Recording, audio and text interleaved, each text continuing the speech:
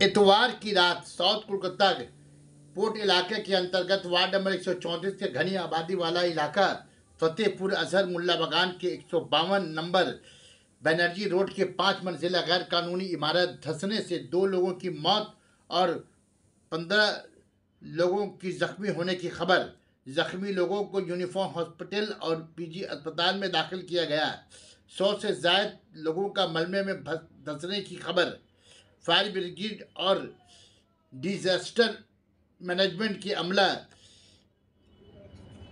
मलबे में धंसे लोगों को निकालने का काम कर रही है।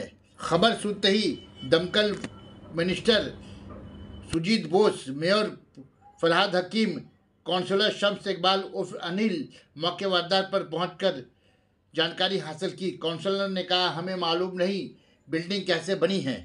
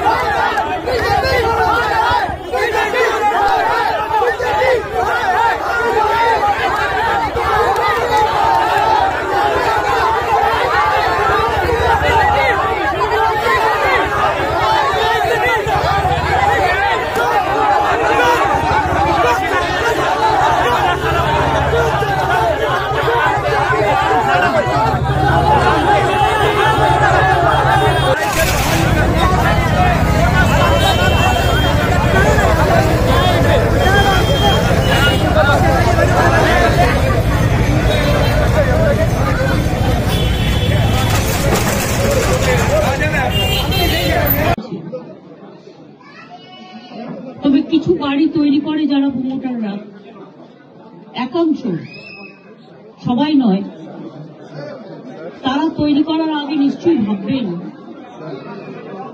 তার আশেপাশে যে গরিব মানুষগুলো আছে তাদের যাতে কোনো ক্ষতি না হয়। এবং একটা বাড়ি তৈরি করতে গেলে শুধু আমি একটা 6 তলা বাড়ি তৈরি করে দিলাম, এটা আমার কাজ নয়। বাড়িটা যাতে মজবুত হয় এবং আইনত সেটা স্বীকৃতি কিনা, অফিসিয়াল পারমিশন পেয়েছে কিনা, সেটার ওপরও নির্ভর করে। আমি মেয়রকে জিজ্ঞেস করছিলাম যেটা অফিসিয়াল পারমিশন দিয়েছে কিনা, ও বলল না। এগুলো সমস্ত বেআইনি কিছু কিছু হয়। ইল্লিগাল যে কাজগুলো কেউ যদি করে থাকে তার বিরুদ্ধে অফিসিয়াল অ্যাকশন নেওয়ার জন্য আমি প্রশাসনের কাছে অনুরোধ করব। আর যে পরিবারগুলো আজকে অসহায় হয়ে গেছে তাদের পাশে তো সরকার দাঁড়াবে এবং ডিজাস্টারে সরকার অলওয়েজ হেল্প করতে পারে, অফিসাররা করে দেবেন।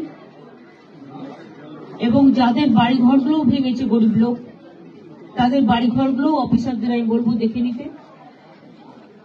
কমিশনার আছে, কমিশনার এটা দেখে নেবেন। তাদের পরিবারগুলো প্লাস যারা ইঞ্জিনিয়ার রয়েছে তাদের পরিবারগুলো প্লাস ঘর বাড়িগুলো প্লাস বেআইনি যে কাজের জন্য এই ঘটনা ঘটেছে অ্যাকশন নেওয়ার জন্য। এই কথাগুলো আমি বলে গেলাম। আমি একটু এখান থেকে হসপিটালে যাব, কারণ পরিবার পরিজনরা হসপিটালে আছে, তাদের সাথে একটু দেখা করব।